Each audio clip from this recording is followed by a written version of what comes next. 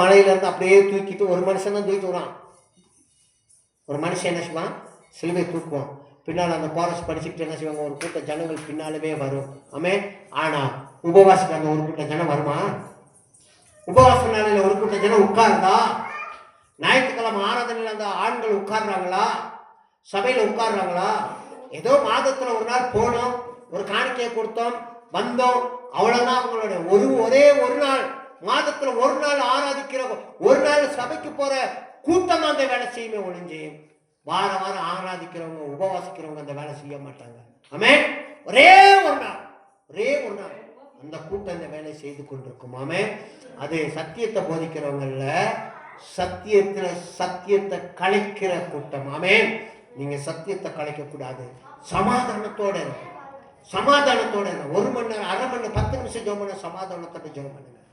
கர்த்தர் அதை விரும்புகிறார். ஆமே. இன்னைக்கு அதுக்கு தான் ஒரு கூட்டம் ஜனங்கள், ஒரு கூட்டம். ஆமே. அங்க தலைவர் இருப்பாங்க, நல்லா புரிஞ்சுக்குவாங்க.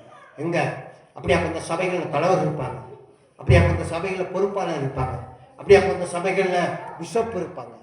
ஆனா ஆண்டவர் இருக்க மாட்டார். ஆமே. ஆண்டவர் இல்லாத சபைகள் எல்லாம் அப்படிதான் அந்த உலகத்துல தேவனுடைய நாமத்தை தூசிக்கப்படுவாங்க, தூசணமா செஞ்சு கொண்டிருப்பாங்க. நீங்க அதை செய்யாதீங்க. நீங்க ஆண்டவருக்காக இருங்க, ஜெபிங்க, நல்லா துதிங்க, அவரோடு இடைப்படுங்க. தேவன் உங்களை அதிகமா என்ன செய்வாரு? ஆசீர்வாதத்தை தேவன் பெருக பண்ணுவாரு. அல்லேலூயா.